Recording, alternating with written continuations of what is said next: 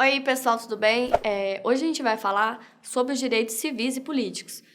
Bom, como a gente sabe, os direitos civis são aqueles direitos relacionados às liberdades individuais, como, por exemplo, o direito de ir e vir, o direito de dispor do próprio corpo, o direito à vida, também a liberdade de expressão, a igualdade perante a lei e também aquele direito de não ser julgado fora de um processo que seja regular.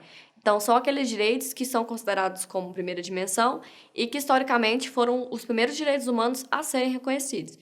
Bom, então a gente sabe que esses direitos eles foram amplamente reconhecidos na Declaração Universal da ONU de 1948.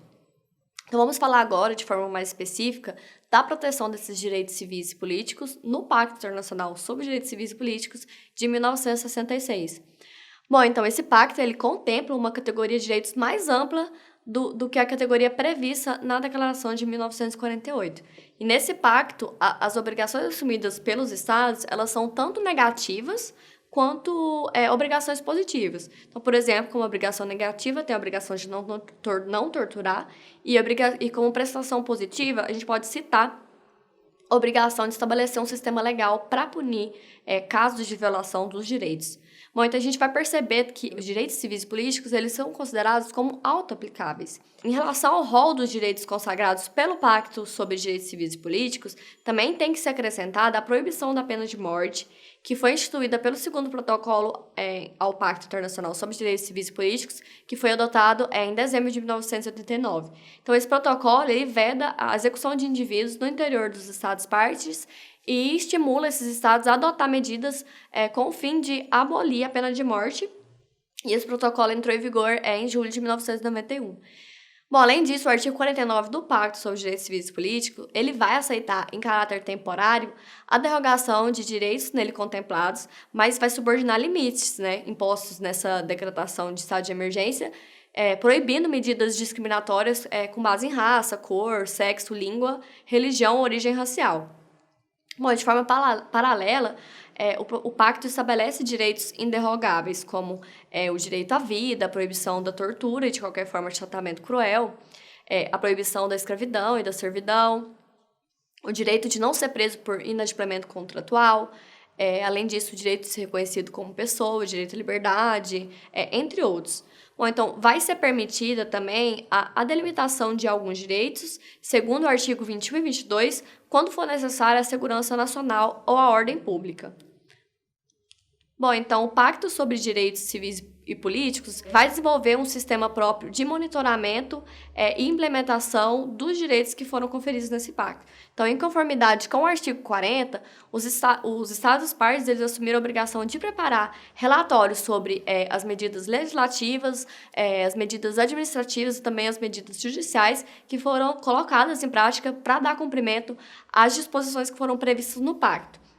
Bom, então os Estados-partes, quando eles elaboram esses relatórios periódicos, eles vão indicar de que maneira que eles estão cumprindo as obrigações que eles contraíram no pacto. Então, esses relatórios são apreciados pelo Comitê de Direitos Humanos, que foi instituído por esse pacto, cabendo aos Estados encaminhar esses relatórios em um ano, a conta da ratificação do pacto, e sempre que forem solicitados pelo Comitê. Então, esses relatórios, eles recebidos com os comentários relacionados, são enviados ao Conselho Econômico e Social das Nações Unidas. Integram esse comitê 18 membros nacionais dos Estados-partes que vão se destacar pela competência em matéria de direitos humanos. E no desempenho das suas funções, esses membros devem servir ao comitê de forma autônoma e independente, então não vão atuar como representantes dos Estados-partes. Bom, além desse mecanismo, também foram previstos no pacto as comunicações interestatais.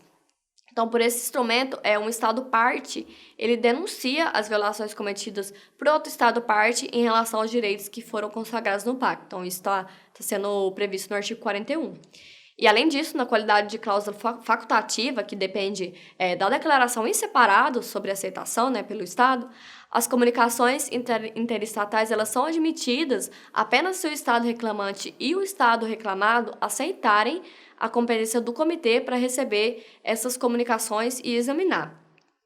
Bom, então o comitê tem a função de auxiliar as partes, né, e não dispõe de poderes suficientes para compelir os estados a submeter os relatórios no período devido. Então, uma vez que é apresentado esse relatório, de regra, desperta a atenção internacional, o que pode levar o estado que elaborou a alterar e elaborar medidas, né, de acordo também com essa repercussão na opinião pública. O protocolo ao Pacto sobre Direitos Civis e Políticos prevê outro importante mecanismo para resguardar esses direitos que ele procurou proteger, que é o mecanismo da petição individual.